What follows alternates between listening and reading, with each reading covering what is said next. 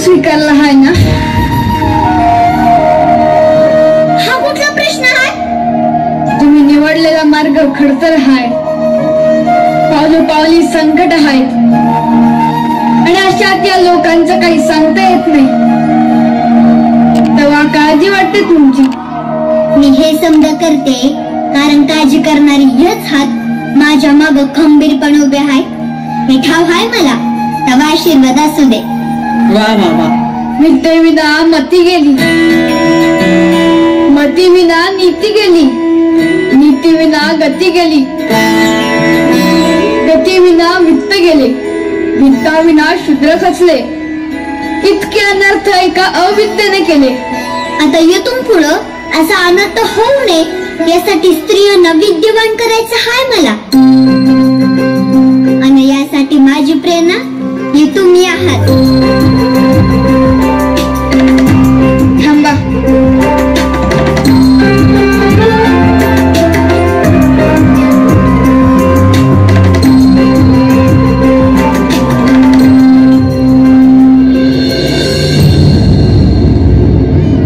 स्त्रियांना शिकवणार या अहो अशाने धर्म बुडेल.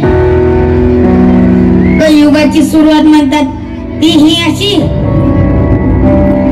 ते काही नाही, स्त्री शिक्षणाची जगाला काही एक गरज नाही. तर काय मायका शिकल्यात डोक्यावर बसतील. अहो घर कोण सांभाळणार? चूल आणि मूल सांभाळण्यासाठी जन्म तिचा. शिकून काय जग जिंकायचे आहे की काय? स्त्रियांची कोतच तेवढी.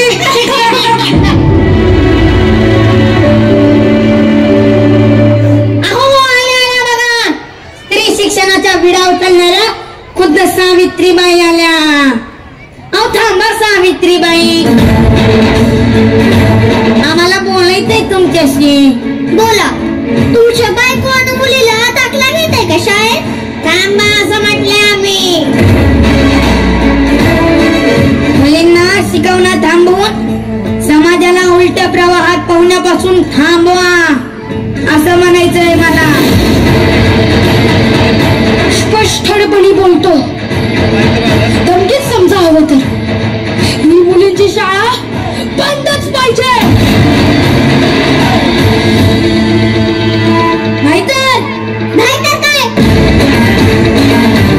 मी कोणत्याही परिणामांना घाबरत नाही. काय करायचं ते करा. आणि ही शिक्षण नोंद स्त्रियांपर्यंत पोहोचवणारच.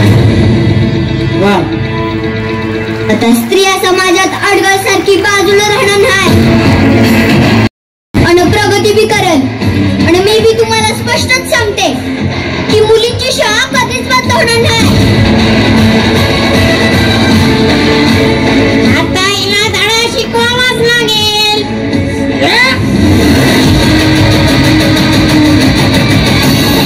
काय बी झालं तरी मी ही मुलींची शाळा बंद होऊ देणार नाही.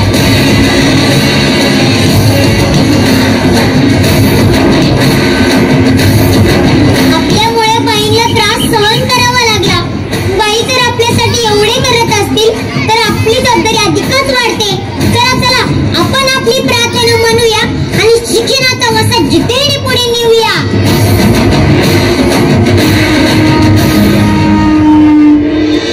ज्ञान नाही विद्या नाही ते घेण्याची गोडी नाही. बुद्धी सोडी चालत नाही.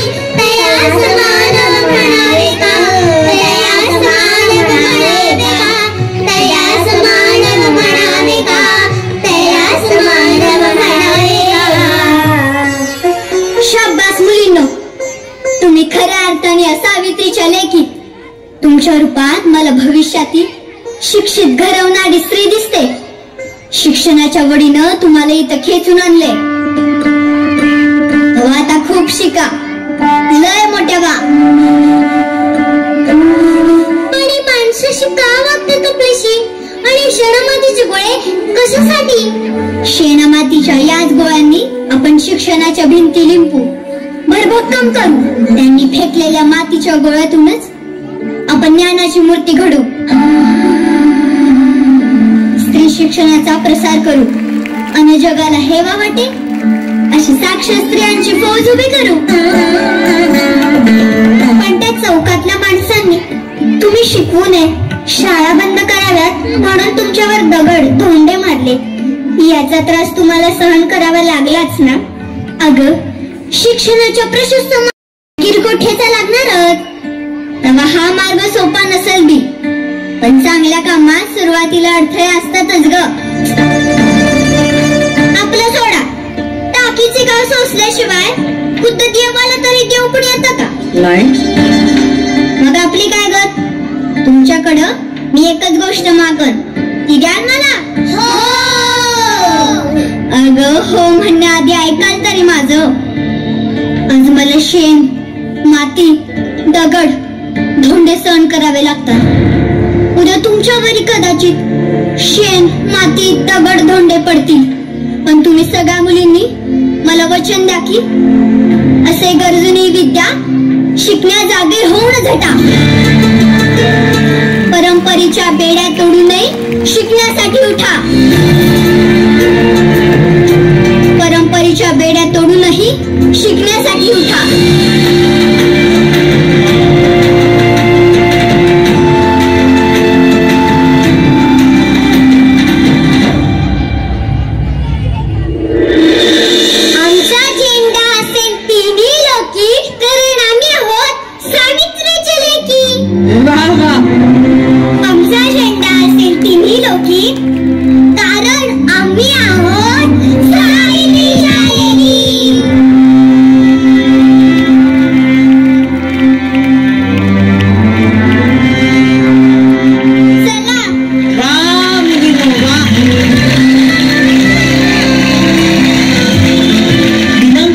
जानेवारी 1848 रोजी भिडेवाड्यात पहिली मुलींची शाळा सुरू झाली.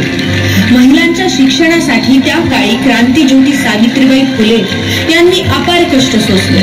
त्यांच्या शैक्षणिक योगदानामुळेच आज भारतीय स्त्री सक्षम आणि खंबीर बनते आहे.